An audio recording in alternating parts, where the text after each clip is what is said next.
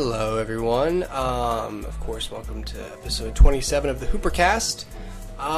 Due to technical difficulties with part 2 of episode 26 with Sam Donchis, I'm going to go ahead and release this one while I see if I can resurrect part 2 of the previous episode. In the meantime, enjoy Dustin and I just talking about film news, and I hope everyone else on the Gulf Coast is safe from the hurricane.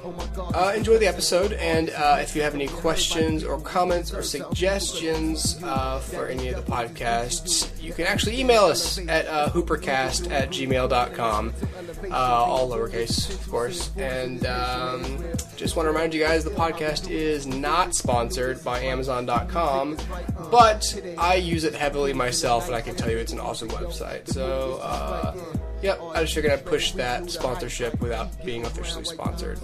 Okay, anyway, enjoy the episode.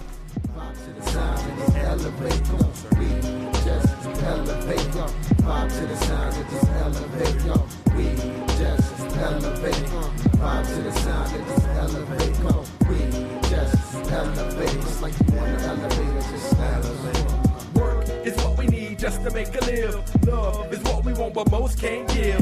Hate is a letdown. That's right. Boom, boom, pow. These bitches are jacking my style. Deeper vocals made my voice record louder. Because I'm changing all the tracks, like, see, now it's live performance. Now it sounds different. Is it changing it for you, like, across Skype? Is it changing it for you across Skype? No. Oh. No, it's not. Testing. 1, 2, and 3. I'm testing my levels, sir. I don't know if they're good or not. Jimmy, gonna test my level. Robert the Mechanic has a brother named Jackie the Mechanic. And Jackie the Mechanic... Oh no, that was Derek or whatever his name was. Oh my god, what if they're long lost brothers? I don't know where the fen belt goes, but I do know. Derek, you need to know these things. Father taught us these things, and you never paid attention. You were too concerned with Joss Whedon, whoever that is. Wait a second, okay? Joss Whedon was here the other day, and his car needed a fixin'. So I bet you fixed it. Pulled down my pants and fixed his car. Alright then. Are you recording? I am. Alright, sweet. Hey everybody, welcome to HooperCast episode 27. And we're gonna get right on started. I'm back! That was a good intro! That was! Oh! Hot damn. Alright. Although we didn't slate it. Shit. Damn it! I knew there was something wrong. Damn it all. Alright, well, would you like... Alright, would you like to slate it, please? Why not? I was wondering why my headphones weren't plugged in to my computer yet. That's why I was sitting there like a jackass wearing headphones that aren't plugged in. Oh, man. Oh. Son of a bitch. Alright, so give us a good intro again. Yeah, for... Okay, well... What the hell? Now I can't do it! What the hell? Too much pressure. I guess so. Hello, everyone, and welcome to episode 27 of the HooperCast. I am Hooper, and this is my cast. And... Yeah. Hi, Dustin. Hello, my name is Dustin, and this is not my cast. You have. I'd say you have a controlling interest in the cast. I suppose. Yeah. I have an interest. I don't know how much control there is. It's just not a name. Yeah. We need a building, and then you could have your name on the building. It could be like, I don't know how to combine HooperCast, a division of Dustin Industries. Ooh. A division. All right. Subsidiary. A subsidiary of Dustin Industries.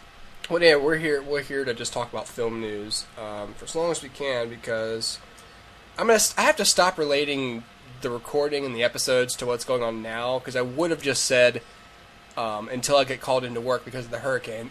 But by the time this hits, it'll be next week, and Yeah. it's not going to matter. Everybody's So- going, like, what hurricane? By the time, there will also be no episode. There will be no. I was gonna say there's gonna be no episode 28. There's just not gonna be one. We're gonna skip it. No, there's just not. We're not gonna record next week because I guess by the time this hits, I'll be traveling. So, no HooperCast next week. Sad day for 5 of you, I guess. For America. Yeah, for and the world, because Yep. then the aliens won't get their fix, right, Dustin? This is true, and then they'll kill us. In the last episode in 26, I was telling Sam, like, I introduced the podcast as the podcast that's saving the world, which I didn't Yeah. do on this episode. Damn it. See? Well, we're not saving the world. Welcome to the HooperCast, the podcast that saves the world. All right. No, I still think we are. Anyway, I guess we'll just... I got a big list here. I've got a little list. He's got a little list. And let none of them be missed. Let none of them be missed. All right. You know what I decided we need, by the What? way, before we get into the list? We need a Pinky in the Brain style, like, intro for us. Dustin and the Hoop. Dustin and the Hoop. One is Dustin, the, The other other is is Hoop.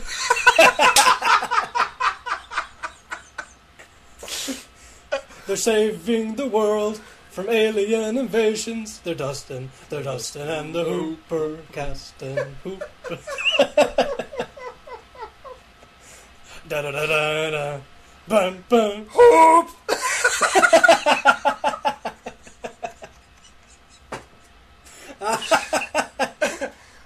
I think we just wrote one. I thought that's good.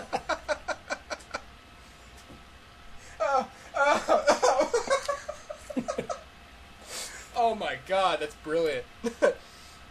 Alright then, I'll just remember that. I'll put that in the show notes. Oh, holy crap, that's great. Alright, the first story, I don't even have to open the link because it's really just a stub, but there was a real guy named Walter White who's wanted for cooking meth. I know, I saw that. That's hilarious. Yeah, of course now the story is like 2 weeks old, but, Yeah. but I wish he looked more like Walter White, that'd be even better. Yeah, it would. Yeah. Where's That would be amazing. oh, that's why, that's another reason I put it down, because it's in Tuscaloosa, like, it's up the, Yeah, yeah. it's equidistant, I guess, between you and I. Yeah, a little bit. exactly. Yeah. It's right there, so, yep, good luck, Walter White. Stay away from, car washes and, Yeah. It'd be awesome if his rival was named Gus Fring. oh my gosh. Don't even joke with me, that'd be insane. That'd be absolutely insane. Where's the email? Sorry, I lost my page. Okay, well that was the first one. That was just a little stub. I thought that was interesting. Yeah. Sorry. LeBron James wants to make a sequel to Space Jam. What? Yeah, he tweeted that. He was like, I want to make a sequel to Space Jam. And I was like, you can't do that without Michael Jordan, you idiot. He, even with Michael Jordan, you Yeah, can't do that, true. LeBron James. Yeah, no, yeah, very There's true. gonna be another Space Jam. I want Michael Jordan back. Yeah, I don't even want another Space Jam movie. There's no need for it. What about that movie said, we need a sequel to this? What? Yeah, exactly. I mean, that's one of those movies. That's one of the few movies you could remake that would actually ruin the original, because the original is a brand in and of itself, and to remake it, Yeah, the original is very much dependent on Michael Jordan and the 1990s. yeah, yes, for sure. Yeah, I don't want to see a new. I want LeBron to talk about the James. Justice League movie. Oh, okay. I was gonna get to that, but all right, yeah, go for it. DC was like, hey, Ben Affleck, make this movie. And he was like, nah. And so now the rumor is that they want the Wachowskis to make the Justice League film. How do you feel about that, Hooper? Well, I've just now got used to saying the Wachowskis, not the Wachowski brothers. Oh, okay, yes. That whole sex Very change true. thing that was The going on Wachowski there. siblings? The Wachowski siblings. No, it is the Wachowskis that they're referred to as, just for a couple of years. Yeah. Like the Wachowski brothers, those people, Yeah. Yeah. And I was about to say the guys who made The Matrix, but they're not both guys anymore, so I can't say that. How do I feel about the Wachowskis making the Justice League movie? I haven't seen enough of their films to really have an opinion about what they. I don't know. Like it doesn't seem like a bad choice, but nothing about it screams awesome choice to me. The way that Right. Joss Whedon doing the Avengers was. Right. Well, my big thing is I've never been a huge fan of the Wachowskis. I like the Matrix. I like the first Matrix, and the next two aren't as bad as people make them out to be, but Right. they're not great. And even Speed Racer isn't that bad, but Mm-hmm. to me the Wachowskis like had their moment with the first Matrix, and they don't really have another film that I'm like, okay, that was really cool. And even the Matrix now seems dated and seems like, not as important as maybe it even was. But I guess the point is, I don't think that's a particularly wise choice. And I think if DC's going after them because of the Matrix, that's such an outdated success to even like. It just shows me that they're not in touch with the times. They don't know that these people aren't really making successful films anymore.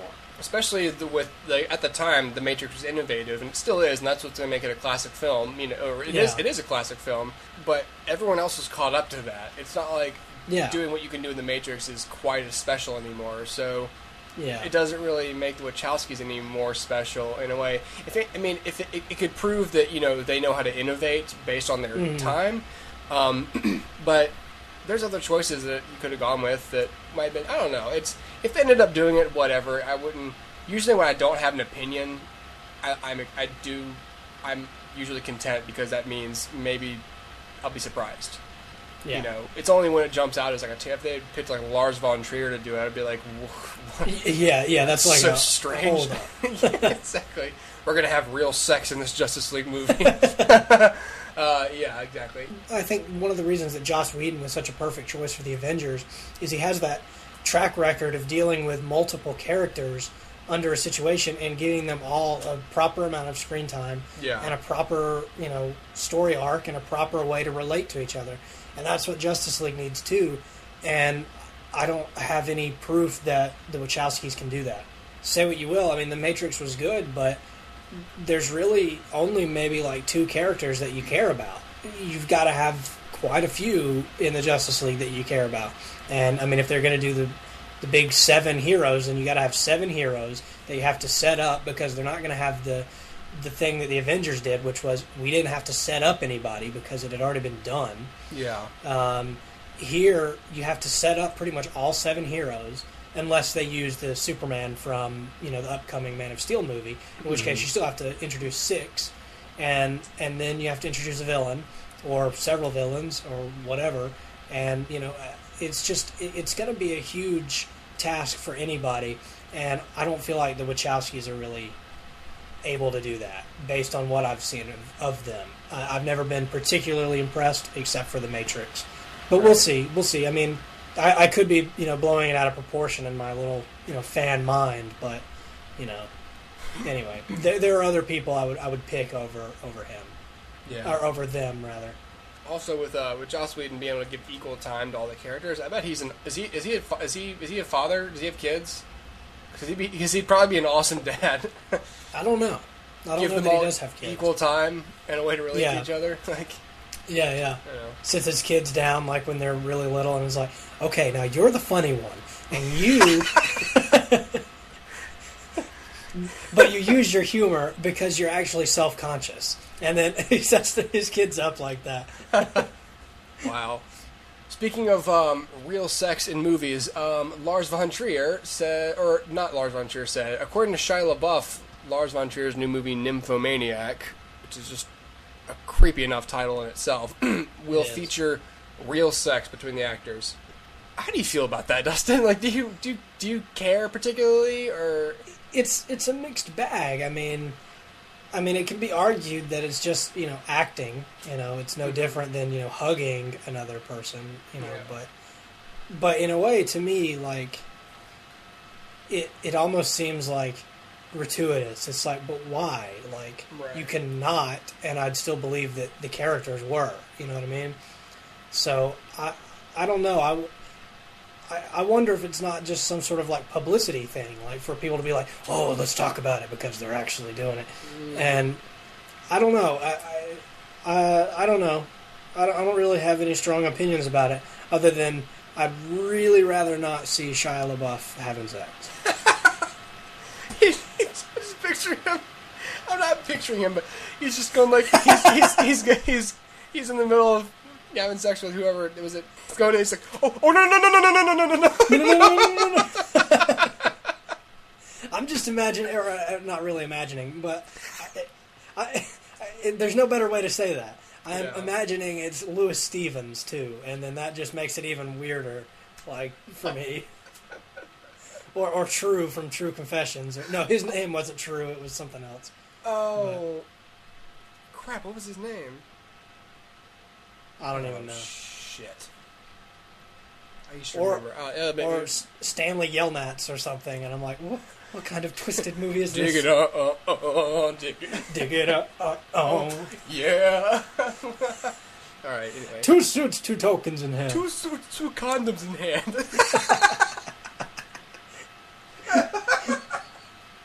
Okay. Got no respect because I'm a small man. Because I'm a small. Check out the tag. The name's Caveman. Get it? Because it's a okay. All right. Thank you for the explanation. You're welcome. The HooperCast aims to educate. It succeeds. Yeah, I don't know how I feel about it's just like with active valor using real ammunition. It's like it doesn't sell the realism to me any more than it would be if you effectively acted the realism, which is in fact your job. Like it's not cheating, but it's almost cheating in a way. Like I would, and it's just to me, I'm not going to think about the scene. I'm not going to be in the scene. All I'm going to be thinking about is, man, what do they tell their wives and stuff? Like, hey, I got to go, penetrate my co-star today. Just saying. You know what I mean? Like, okay, be back for dinner. Yeah, be back for dinner. Try not to catch anything. Yeah. I don't know.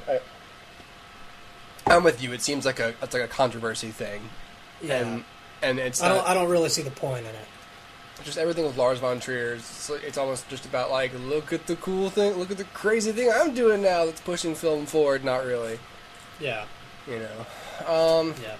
It's old news at this point that Tony Scott has died. Yeah. So we don't have to spend a lot of time on that, but we haven't podcasted since it happened, so I figured I'd mention it. Right. Which makes me really want to watch Crimson Tide and all his movies, because other podcasts came out, in particular the Slash Filmcast came out with an episode pretty much dedicated to his movies and talked about all of them, and I was just thinking about all those, how many good movies Tony Scott has made. Like True Romance, which I haven't seen, but now I really want to see. And Top Gun. Top Gun. I'm not quite a fan of Top Gun, but it doesn't make. Yeah. I don't think it's a bad movie. It's just really not for me. Yeah. I really like Crimson Tide. Do you remember? Didn't we watch that in class, in screenwriting class at school? I never saw it. The whole movie is like on a submarine. Gene Hackman and Denzel Washington, and it's really good. And it's basically one of those times where both the characters are right, but they're both wrong in basically how to lead this submarine and what to do, with this course of action. And it's a really good lesson in screenwriting. It's a great movie. I recommend it a lot. To watch, I want to watch Man on Fire again and all these. He's made some really good movies, and so I'm kind of sad that he's. I'm not okay. I hate to say kind of sad. I'm kind of sad he's dead. It's sad that he's dead, not just because not just because he made good movies, but because he's a human being. And under such sad circumstances too. Right, exactly. It's sad, but he'll be missed. Plans are afoot for a female Expendables, but who will star? Who do you think should be? What female do you think should join the Expendables cast? I would say if any, but that sounds sexist. But truly, like it makes sense, I guess. Like there was already a one in the second one, wasn't there? Well, you gotta have Sigourney Weaver. And then I would think Linda Hamilton, but I'm not sure if she still does stuff. And then I'd say like Summer Glau would be a good choice. Because you got to have like action stars. You have to have people who are like capable of doing that. And as weird as it is, like, to me, yes, Stallone and Schwarzenegger and Bruce Willis and stuff, they're old still. They're probably not really any older than, say, Sigourney Weaver, but Sigourney Weaver doesn't have that, like, ridiculous, like, action star look anymore. Right. Anyway, I'm not saying she couldn't pull it off. It's just most of the women that have been in, a movie like Alien or Terminator, they're a little older now and they don't still look the part. You know what I mean? Yeah. And I mean, for that matter, some of the Expendables people don't look the part anymore. That's one of the reasons I never really got behind those movies. I've never seen either of them. I don't know that I could really buy, them doing the crazy things anymore. I mean, I can buy it from Bruce Willis. He's still young enough, but like Schwarzenegger, I'm like, I don't know. You're cool and all, but kind of old now. Mm-hmm. So I don't know. I mean, Summer Glou's a good choice for like a young character. Sigourney Weaver, I'm sure she can still pull it off, and like I said, Linda Hamilton. But I don't know who else I'd pick other than those. I don't know who are you thinking? I was thinking Gina Carano. Yeah. She could be a good person to add. Yeah. I don't know. All the ones you mentioned are pretty good choices. Are Gina Carano or what's her name, Lucy Lawless? Yeah, I can see Lucy Lawless. Maggie Q could probably do it. Yeah. I know. She. I think Nikita's still going. And, I think it is too. Yeah. She could totally do it. The short list for the Winter Soldier leading lady is, I guess, out or whatever. I don't know. But there's 3 people who are reportedly being considered for a role. I don't know what role. But Anna Kendrick, Felicity Jones, and Imogene Poots. It's a funny last name.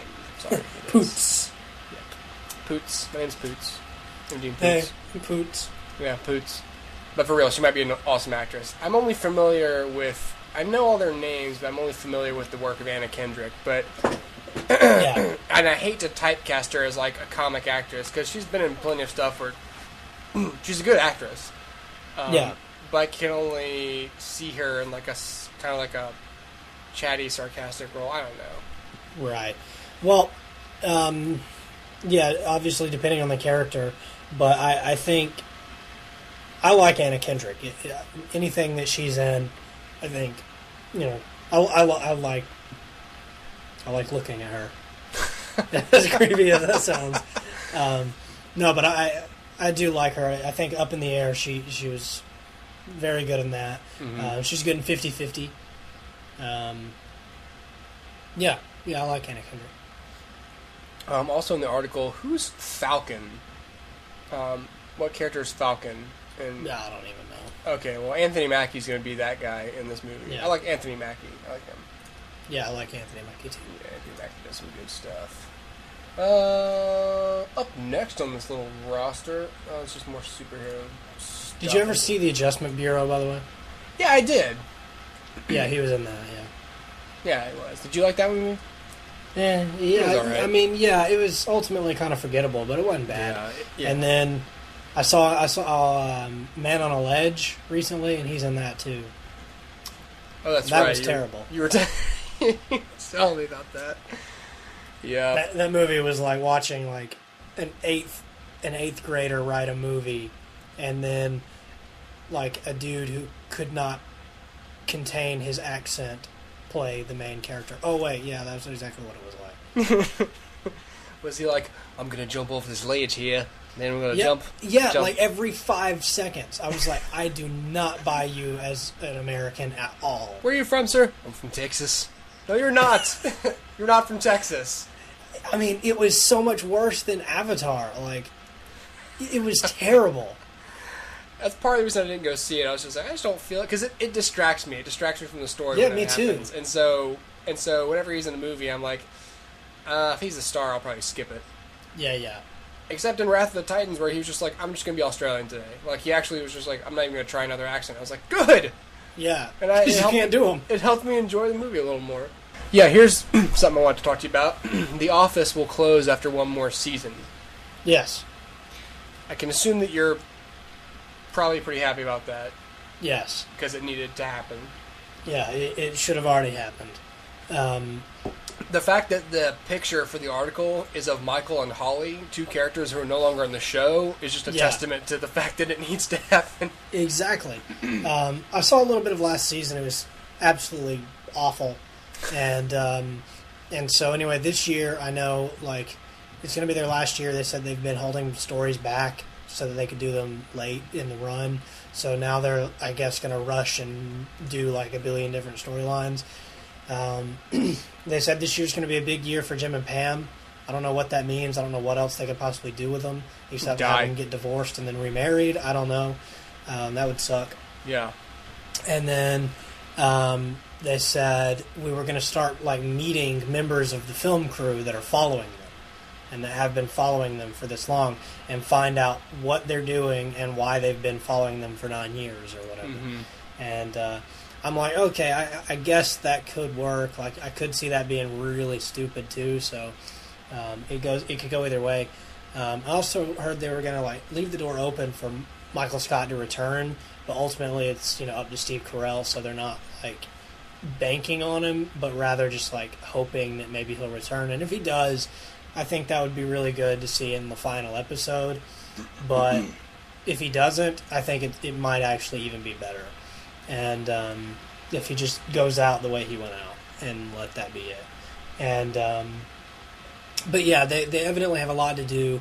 They also have to set up for the new Dwight Schrute spinoff show called The Farm, and I think that's going to happen around the middle of the season, so it could be that Dwight's not even in the last half of the last season. I don't know how all of that's going to work, but I mean, it just sounds like a ton of bad ideas mixed with the one good idea, which is just let the show die. Which is ending the show. Yeah, so I don't know. I mean, here's the thing. The Office is one of my favorite sitcoms of all time. And, as I didn't really care much for the 6th or 7th season, but there's still laughs in there, and they're just spread out, farther in between them. But those first few seasons are just fantastic. And the fact that it's lasted this long, good for the people that are on the show, that they've had steady work. But I'm really excited to see The Office close its doors and start seeing these people go to something else. Mm-hmm. They've experimented a little bit on their hiatuses, but it's going to be nice to see them kind of branch out and do something different for a little while.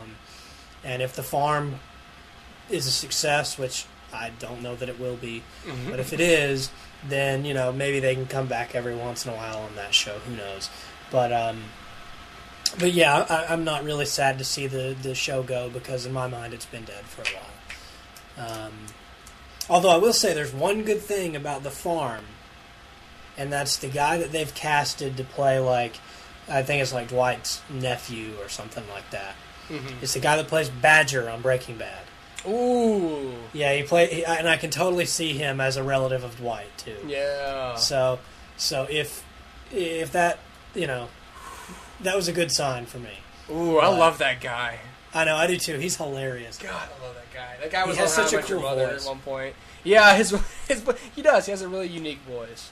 Yeah, which I think is really important sometimes, and especially in a comedy actor.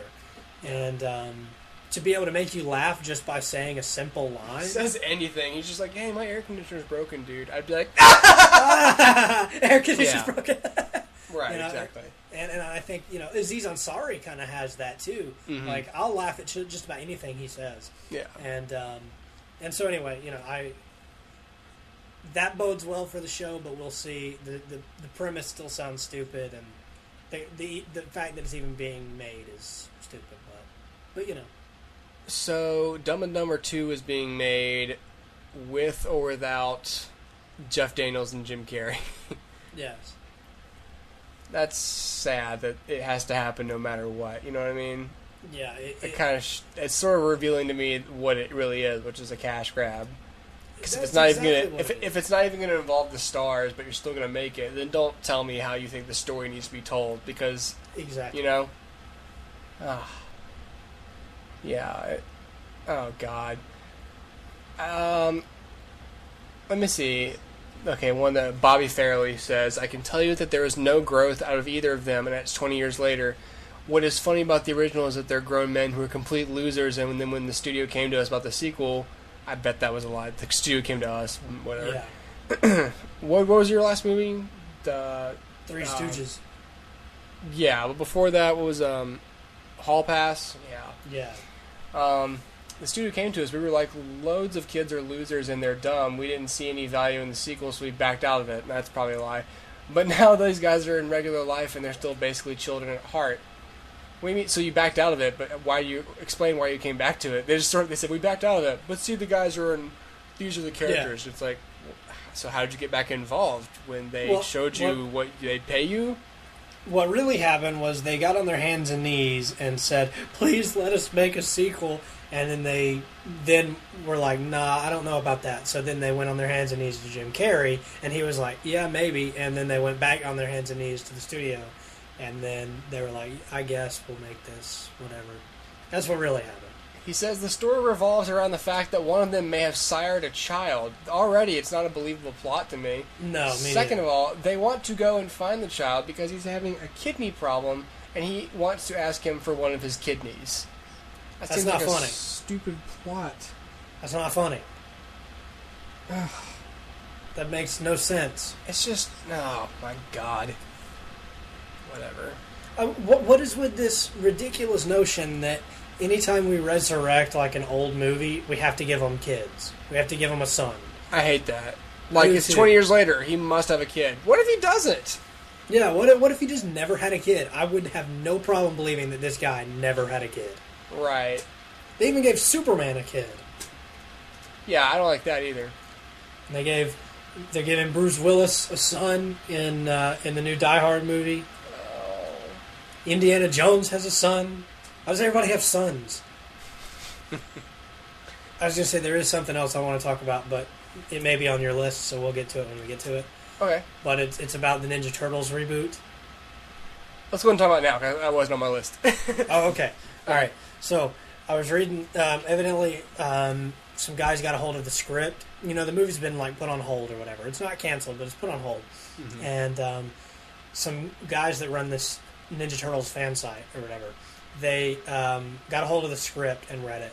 And they posted some excerpts and stuff from it and talked about how freaking stupid it was. And anyway, so everybody was like, "Oh, but no, this is fake because, I mean, you wouldn't have been able to get a hold of the real script and you're just like making this up or whatever." And anyway, the point is, Paramount, like, they were like, "No, we'll prove it." So they put up the script like on their website or whatever, and then Paramount ordered them to remove it. So that kind of tells you that maybe it is real, you know. But anyway, I just wanted to mention some of the very stupid things that happen in this script that I think are indicative of the people that are working on it, particularly Michael Bay. And so whether or not this is true or not, I'm not going to claim to know. But anyway, there is an actual full-length screenplay with all of these ideas in it. And let's just talk about how stupid it is. All right. So, Hooper, how much do you know about the Ninja Turtles? Nothing. I know that they're Teenage Mutant and Shredder. And ninjas and turtles and Shredder. Yeah, that's okay. it.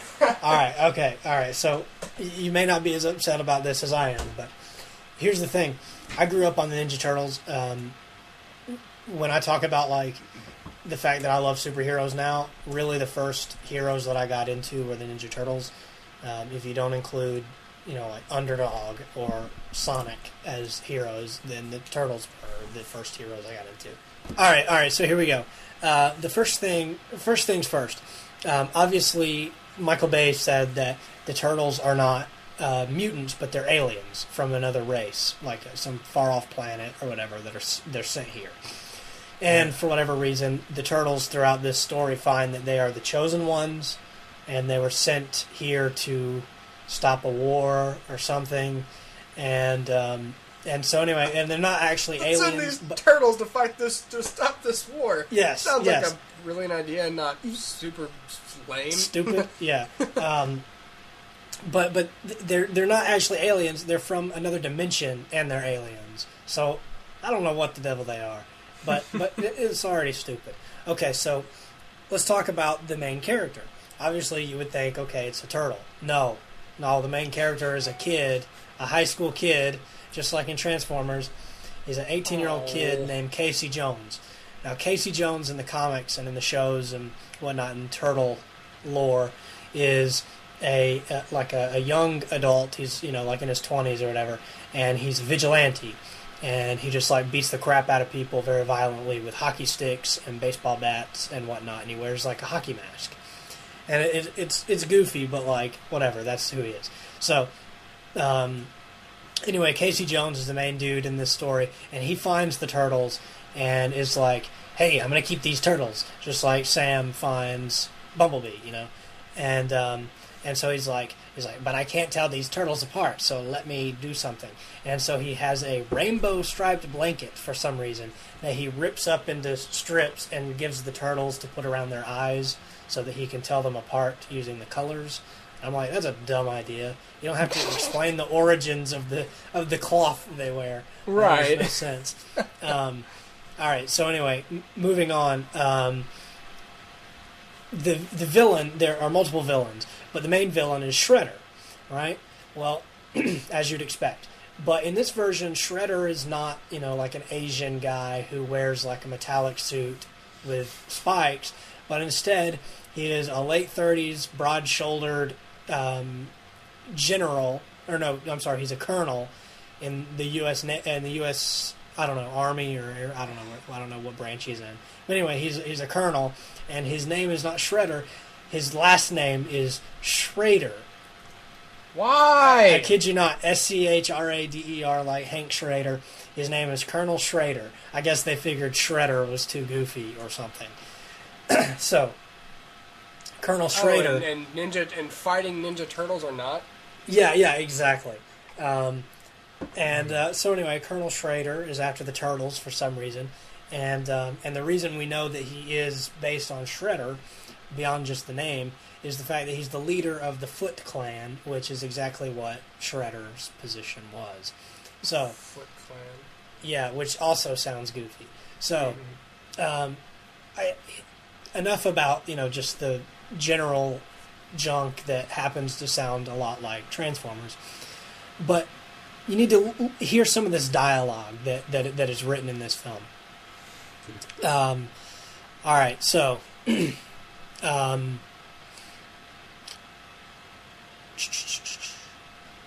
right, so this is the scene where Casey gives them their masks. It says, Casey looks at the turtles with their black eye masks. Casey says, "I gotta be able to tell you guys apart." Michelangelo, "You saying we all look alike?" Casey, "Cut me some slack. I got a lot to process." Casey spots a striped saddle blanket. He tears the colors apart in strips and assigns them to the turtles. Casey, "Put these on. You're red, blue, purple, and orange." Donatello, "We're being color-coded?" Raphael, "What am I, a kid's toy?" Casey, "Nah, more like the Reservoir Dogs. They were cool." Oh, I kid you not. That is a line from this film. Okay. What? Now, here we go. This is towards the climax here. As Leo and Raph help him to his feet, the Turtle Warrior looks at them. Turtle Warrior, with meaningful recognition. Leonardo, Raphael, Donatello, Michelangelo. Donatello, "How do you know our names?" But Don's answer is a confirmation to the Turtle Warrior. Then, as if a prayer has been answered, the Turtle Warrior says, "The prophecy lives. The four brothers have returned." What? What's going on here? That makes no sense to me. Who is this other Turtle Warrior? Who's the Turtle Warrior? Why is his name the Turtle Warrior? That makes no sense. And not like, Stan or something. Why is it not Splinter, My parents named me the Turtle Warrior because no matter what, I wasn't going to be the Turtle Doctor. I couldn't be a doctor. I had to be a warrior because I was named the Turtle Warrior. Okay, so this is literally Raphael's first line in the entire movie, which if you're writing a first line, you don't have to have taken a single screenwriting class to know that the first line a character says is pretty important. This is Raphael's first line. Who uses a watch to tell time these days? Ain't that what cell phones are for? That's the first line he says. Then evidently somebody says something about them knowing Kung Fu, and Raphael says, Kung Fu, what do we look like? Cartoon panda bears? Like Kung Fu Panda. Oh gosh, they referenced that. And then he says, we're trained in ninjutsu, and we don't just know it. We serve it for dinner. That makes no sense. Like the Reservoir Dogs, they were cool. Hey, Turtles, did you also watch Pulp Fiction, where they raped Ving Rhames? Did you watch that as well, Turtles? Do you know about Probably rape? not, considering you're not from Earth. Right. But yet, okay, so on your turtle planet, they gave you a DVD of Reservoir Dogs, and you're like, sweet, this is the only movie we have, because this is what movies are. Because I don't know what movies are, because I'm on another planet where movies don't exist. But I know what movies are, and what American custom is, and how to so I can weigh their coolness against American society. How do you know these things, and why do you only know these things that you know? It makes no sense. And then I'll leave you with this one last line here. This is another Raphael line. Raphael has a bunch of gems in this script, apparently. Raphael says, he goes, that darn frog was right. It ain't easy being green. So there's another pop culture reference for the Turtles to say. I bet when Kermit hears that line, he's going to be like, oh, no, please. Luckily, they put that on hold, because that sounds like garbage. Sounds like total rubbish. It sounds like somebody was like, hey, that Transformers was good. Let's do that exact same thing. We have to make a high school main character so they can be relatable. Why don't you just write them to be relatable like they already are? Exactly. And then the fact that any amount of this script takes place on an army base makes no sense to me. This is a movie about turtles who live in sewers. They should never go to an army base. Yeah. That's clearly just Michael Bay being like, army bases are awesome. I love those. Army bases. Mom, don't come in the room. Michael, are you okay? No! No! Leave. What are you doing? I'm thinking about the military. Did you see this poster for Lincoln? I did. Holy crap. I'm so excited. Me too. Like, I knew when they cast him, like, it'll probably be good. I had no idea how much he would look like him. Yeah. There's some movie that Paul Haggis is making with Casey Affleck, but the other two stars are James Franco and Mila Kunis, which would make it the third time, I believe, they've been on screen together. Because there was once, like, that Date Night movie or something, and then they're both going to be in the Oz the Great and Powerful. Mm-hmm. I just thought I'd point that out, I guess. Yeah. God, every time I see a picture of her, Mila Kunis is really attractive, I'm just going to say. Well, yes. I don't know what it is. I don't know if it's like pretty much, that's a fact, yeah. Eyes or lips, her whole face. See, it's not creepy until you start pointing out specific features. And the way she looks when she's frustrated. She's having a bad day. I just know that I can walk up to her and make her day better. Okay. If I had said that, well, I said that, but if I had meant that... Yes, that would have been super creepy. Yeah, exactly. Lost actor Adewale Agatununege Abagaje joins Thor: The Dark World as the second villain. That seems cool because that makes two black Brits in that movie. Yeah. Him and Idris Elba are both awesome, I think. Yes. I wish I could pronounce his last name, but Mr. Echo and Idris Elba are awesome. This picture, it says photos. Ashton Kutcher as older Steve Jobs in Jobs. Yeah. The way I'm looking at him in these pictures, the way he's walking, where he's got his hands, the way he has his hands kind of cupped, you know, and the way they're doing his hair, he does have those sharp, like, declining eyebrows. The same kind of brow that just Jobs has. Yeah. And I know that with, you know, certain types of makeup, it'll look a little more like him. Okay, he doesn't look as unlike him as I thought he did in like the other pictures. In one way, it's a good choice because Ashton Kutcher understands. It's one of the things he seems to be into is technology and like the user-friendly machinery. Yeah. But at the same time, he's no Daniel Day-Lewis. Like I'm wondering if he'll do a good job selling me this guy. But I've started reading the book, the Steve Jobs book, and it's a good book, and there's a lot of material in there. So it's not one of those movies where I think he's going to have to cry about anything. You know what I mean? Like Yeah. I don't think it's going to be... It might be more of like a Jesse Eisenberg thing in The Social Network, where he's playing a real person who... He might experience anger or something, but I hope he can do it convincingly, because it's a good story, and I kind of didn't want a movie made, but it was sort of inevitable that it would be made. So, if they can do a good job, then whatever. But it seemed like they cast him, at least in the beginning, because he looks kind of like him. Right, yeah. That's pretty much what I've always figured. Chuck Norris is done with The Expendables.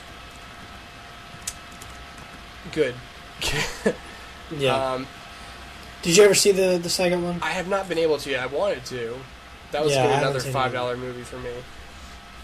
This theory here, at least, is that he's done with the film because maybe he's being polite and he isn't happy about the film being R rather than PG-13. Like, get over it, Chuck Norris, okay? Yeah, this film, I don't care. Do you want to be in it or not? Okay, if you want to be in it, it's going to be rated R. Oh, you don't like that? Don't be in the movie. Yeah, exactly. We don't need you that bad. Like, okay, it's nice for him to have He knew what he was getting into. Yeah, exactly. It's like, but, if you want to make a movie, then no one can make you make it rated R, but this is someone else's movie, you see? These are my toys, and this is my house, and this is how we play over here. If you don't like it, then go home! Exactly. And get new friends. Anyway. Yeah, we don't need you. Yeah. Yeah, exactly. And your stupid jokes. It's kind of like having a no cursing policy on set, which I heard that Tyler Perry has. That's fine and everything, but like, at the same time, it's almost like, I don't know, how do you feel? It's really a moot point, I guess, but like, I don't mind the principle behind that. But telling people, I don't know, because I can't back cursing on set as professional, so there's really no grounds for me to defend it. But yeah, well, if I drop something on my foot, am I going to go, oh, Snuckleberry, my foot? I mean, I'm indifferent about it. I mean, I can understand why he chose to have it that way. I mean, you go into freaking IKEA or Target, the employees aren't going to curse at you, so. I can understand, It's so funny if they did. Yeah, that would be weird. It'd be far more interesting. You want to buy this fucking chair, man? So I can understand his thought process. It's just, I don't know. I'm indifferent. Still thinking about IKEA. That'd be so awesome if they just cursed at you. Jerry Nelson has died. Count Chocula. Or, not Count Chocula. I was going to say, Count Chocula. There's going to be no more cereal now that Jerry Nelson's dead. Who's going to make the cereal? Oh, crap. I wish I hadn't just made that mistake.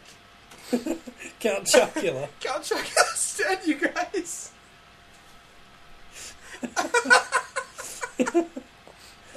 Oh man. Well, oh dear. Okay, well let's just move on from that.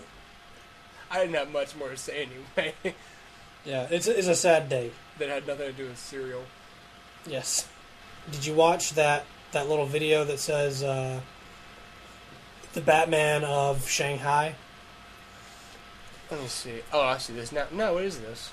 It's part of the DC Nation block on Cartoon Network. Every Saturday morning for an hour, Cartoon Network does DC Nation. And so they have the Green Lantern, the animated series, and Young Justice. And those two play back to back. And I think they're actually about to expand it when the new Batman show premieres. But then in between those, they have like little shorts that play during the commercials. And so I guess this is going to be one of those shorts, and it's Bane. It's Batman, Bane, and Catwoman, but set in 1930s Shanghai, and it's like an old like kung fu kind of thing. Visually, I mean, it's interesting. I don't care much for the design of Catwoman, or you know, Batman's okay. I mean, whatever, it's different, but whatever. But anyway, it's interesting. You got to check it out. It's like a fun little watch. I always like the little things where it's like, what if Batman existed at this point? You know, like I always find those things interesting for whatever reason. Because Batman's one of those characters that I feel like can really exist. Like you can do a future version of Batman. That's what Batman Beyond is. You can do like they did an Elseworld story called Gotham by Gaslight, which is set in like 19th century London. And so I always enjoy stories like that. And this is just a quick little like look at what it might look like if Batman had existed in the 1930s in Shanghai. And so it's kind of cool. Interesting. Although they gave Batman, he's like a little more mystical or whatever than realistic. I don't know, it's weird. But yeah, I mean, it's cool. I think DC Nation is a cool thing, and I've always said DC kind of has the market on television stuff, but for whatever reason, they just can't get it together with their movies. And, I mean, except for the Nolan stuff. But anyway, yeah, so it's pretty cool. Check it out. I did want to mention something that I heard about the other day, which was Comedians in Cars Getting Coffee, which is a web series by Jerry Seinfeld. I don't know if you'd heard of it or seen it or anything. Yeah, I've seen it. Is it good? Yeah, it's funny. I hear it's like it's fun to watch. It's sort of like mundane in a way, but like but it's fun to watch. It is. I mean, and they're short enough. You can just kind of like knock one back whenever you have a little bit of free time. Yeah. But yeah, I mean they're cool. The first one is him and Larry David, and then him and Ricky Gervais, and anyway, he's got some cool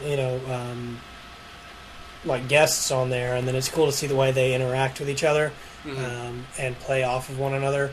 And they obviously have some sort of a chemistry already because they're friends. Mm-hmm. And so anyway, yeah, it's a fun little short thing to watch, and I mean they don't really. There's no point to it, really. They just talk about whatever they feel like talking about. I mean, it's essentially like, somebody listening in on a conversation that me and you would have. I mean, there's no point to it, but it's just fun. Which is this podcast. Yeah, more or less, yeah. Yeah. Only we have specific, things to talk about. All right, Dustin, well, that's really all I had. I had one other note in my phone, which was...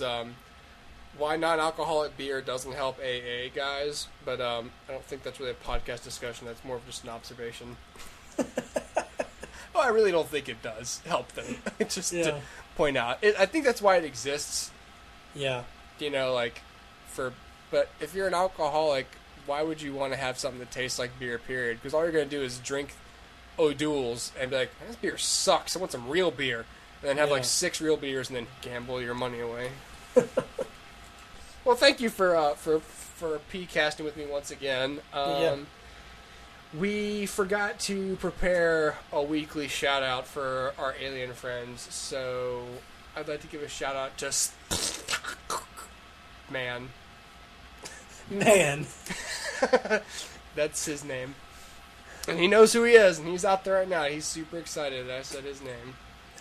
Or he's super offended that I made noises that became his name. He's like, just because that happened to be my name doesn't mean you arrived at that conclusion in a tasteful way, Hooper. I'm offended. Racist. That was racist. That's alienist. Just because I'm from the Skleebox system, my name automatically sounds like farts. You should be ashamed, sir. But I love how he's speaking English when he's angry. He's very educated, you see. Yes. I'm educated. I know what I'm saying. He's at home like, you son of a bitch. I know your language. How does he know what I sound like? I understand the racist connotations there. He knows everything about me. Put the left shoe on your left foot, dude. How does he know I do that? How does he know that? Anyway. Well... Thank you, everyone, for listening. Thank you, aliens, for listening. if I saw her eyes, but her eyes were sad because of the way that 70s show ended Yes. before that last episode. If she was sad about Josh Myers being on that 70s show, Which I'm sure she was. I would know a way to make her smile again. Oh my god. And it's not sexual. I would sing her a song and write her poetry. Poetry. Poetry. Okay. It's time for Dustin this to- and the Hoop. Dustin and the Hoop. One of them's Dustin, the other is Hoop. Well, Hoop, what are we going to do tonight? Same thing we do every night, Dustin. Talk about things. Boom, right away. Yeah. Everybody, thank you for listening, and goodbye. All hail Gorp All hail Gorp. for our alien friends out there. All hail Gorp. All hail Gorp. Gorp's at home like, it's not funny, you have to hail me. Show me respect. I thought I was off limits in this discussion. That was just a shout out to the Fremulon system. You know who you are. And how they know what system we're in, this is insane. They know everything about us. Oh no. President Gorp, we President must Gorp. attack now. No. If they know what system we're in, they know our infrastructure. They know everything about us, damn it! Don't you see? Don't you see, son? Don't you see? Don't you see We're what's sitting happening? ducks. We have to move. We're sitting Leave our ducks. home. And our neighboring system is actually a system full of ducks who are all sitting. Ducks in chairs is all the quack system is. Did you see? We They're must sitting flee ducks from the as well. Fremulon system. Excuse me, sir. There's an empty system over there. It's called the Scrampian system. The Scrampian system, yes. Yes, So- of course. Why didn't I think of this before? The Scrampian system is just empty. Everyone who's listening is looking at the time code like, there's about 30 seconds left. I imagine it's just going to be this. And I'm going to leave. Yeah. Okay, close the tab. All right. Goodbye, Dustin. Bye.